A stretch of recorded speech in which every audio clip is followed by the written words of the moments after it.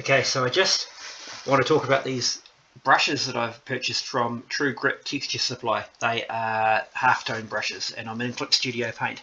I've got the same brushes or similar brushes from Retro Supply and True Grit in Affinity Designer, but I like them a lot more in Clip Studio Paint because they are much more scalable to larger sizes.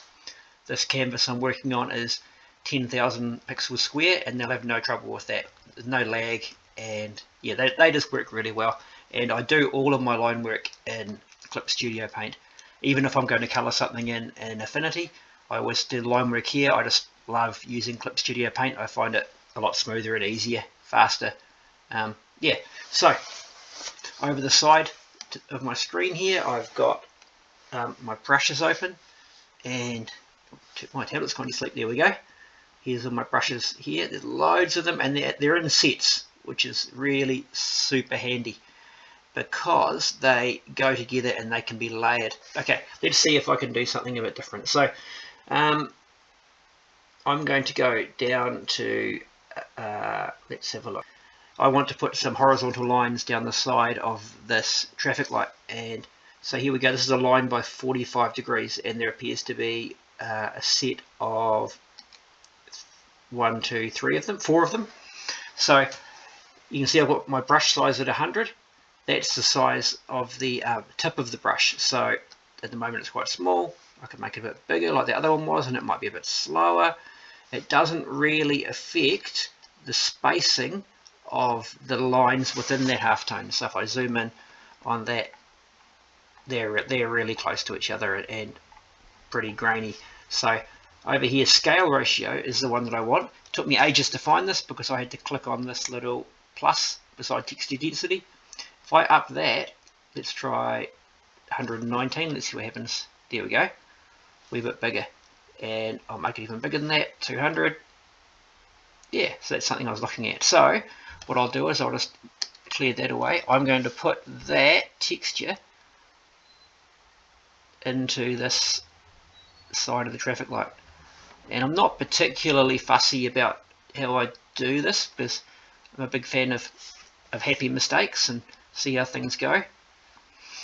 But if I just quickly, you can see this is pressure sensitive because when I'm not pushing too hard, it is leaving gaps or doing lighter lines, which is really cool actually. Because if it's pressure sensitive, that means I really don't have to worry too much about coming in with bigger, thicker lines. But I will do that in this case, just to have a quick look at how that works. So there goes some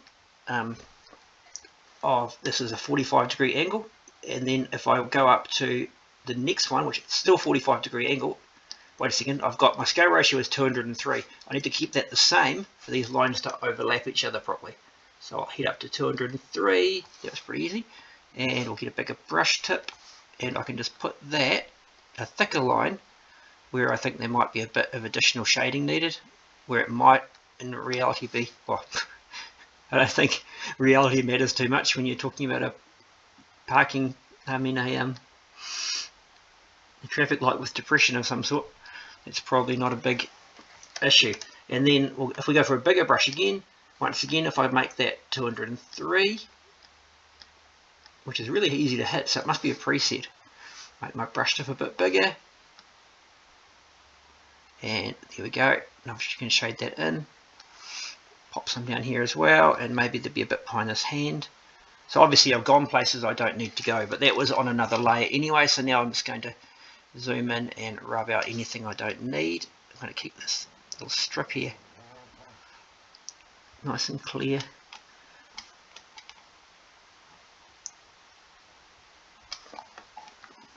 Now this was just a silly idea, and sometimes when I draw stuff, I just see what happens. You know, this might really appeal to somebody, or it might not, and I'll find out when I try to sell it.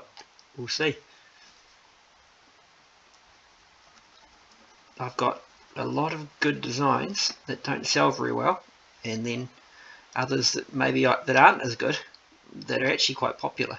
Because really, it's the idea sometimes that really appeals to people rather than the I see we glitch here. I'm not going to worry about that too much. But if I was worried about this glitch, and there is one, now let's see what I can do. Let's go to our smallest ones, but get a transparent brush, and let's just go over the top of it a bit.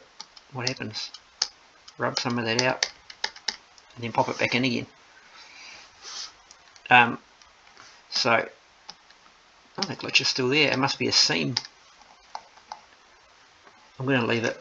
It's an industrial type thing anyway, isn't it? If I grab my pen, my normal pen, maybe I can just go over that a little bit and tidy it up. Boom, boom, boom. Don't have to fix them all, I just have to make it a bit more uniform, so they don't all glitch in the same place and it won't look like a line. I haven't seen that that sort of thing happening before, but it happens obviously. So these light lines if when I used that rubber a second ago, which I do now regret, but I'm going to leave it because why not? We'll see what happens. What are our happy mistakes maybe. So that could be the side of that, and then I might want some other halftones, maybe the beak of this policeman's hat. So I'm just going to get a new layer and we'll find a new halftone brush. That could be some dots. I obviously don't want the same pattern, or maybe even, let's just try some lines on a different angle. So I've got, these don't have to be 203 for that scale ratio because I'm not going to go over the previous ones.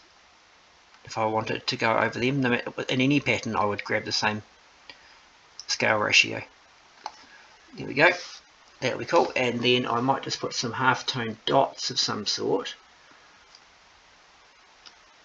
Let's try this. I'm just choosing random ones actually and seeing what they look like because I really, yeah, cool. Like a bit of shading around there, around here. It doesn't matter about going over my other lines that I've already drawn. Yeah, I like that. And now I would like something similar to that on the pole. So I'll use it here as well. So I'm using dots on the pole because if I use straight lines, it might look weird as it goes around corners and changes angles and things.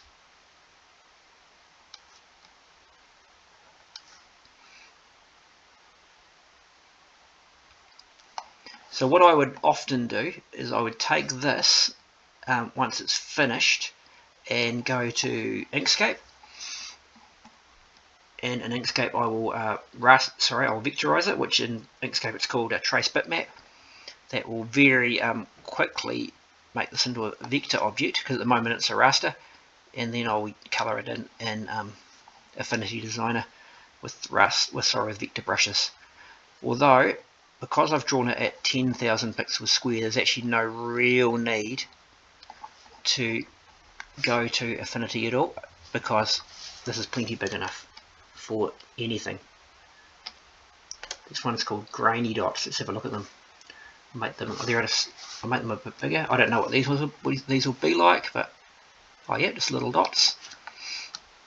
It really is just a process of seeing what you like because there's so many brushes and you almost can't go wrong.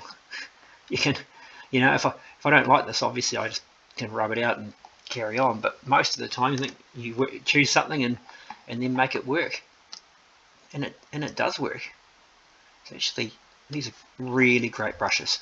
So the problem I was having in Affinity was basically that I couldn't scale them up to these really large sizes, and I really wanted to.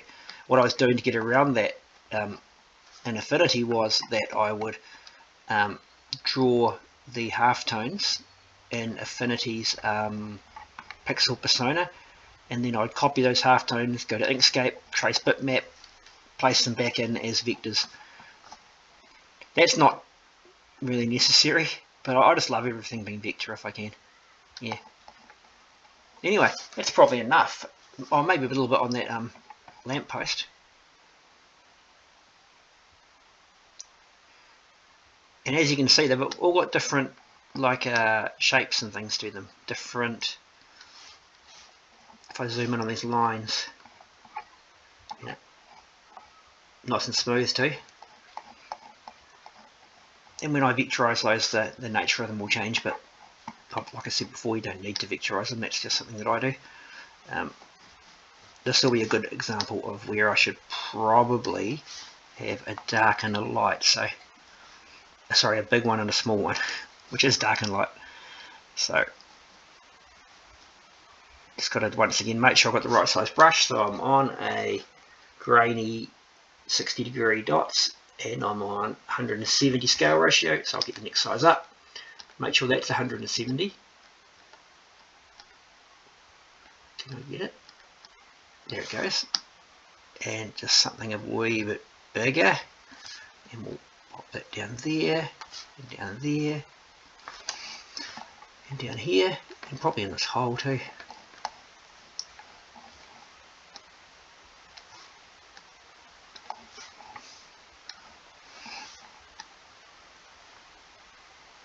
So just to show what might happen if I didn't choose 170, let's see what happens. We'll grab this one here, it's on 84, so it shouldn't match up. I'm going to put on another layer so it's easier to get rid of, and as you can see it's just not matching up. Clear that away, and I'll pop that into 170 as well. There we go, and yeah, and they line up right on top. So that scale ratio is really the key to making this work. So I know this is a bit of a waffly video. I hope it was useful. I hope you consider trying these brushes, because they're really great. clipstudio offers a resource with huge numbers of brushes anyway, but some of these brushes that you can just buy online from professional brush makers such as these are just awesome. Yeah, and the results you can get, it's well worth the money, and I don't believe it was very much money. In fact, I can't remember. Once you spent the money, it's gone, and you move on and forget about things. I could probably have a halftone shadow under here too, but I don't. Yeah, why not? Let's see what we've got, and that could be the end of this. Or a crosshatch. Let's try that. Let's make it big. That's obviously got to be right at the bottom, so we'll go down here. Big brush, big scale ratio. This might lag a bit. No, my battery's low on my tablet. Story of my life, actually. I'm using a Wacom Intuos Pro, so I'm not drawing on the screen, I'm drawing on my tablet. It's plugged into my monitor. I think I've never tried a Cintiq or anything, but I feel like this is really good for my back, to not be like hunched over a screen. So sitting up nice and straight on a good chair. Yeah. So I hope that was interesting. Let's see if we can get that in the middle of the frame. I hope I actually recorded it too. Who knows? All the best. I'll leave a link maybe to this to these brushes, because they're awesome. It won't be an affiliate link. I don't think there is such a thing. Well, if there is in the future, I might change it. But for now, this is not a endorsed or paid reference. It's just something I liked that I thought other people might like too. Bye!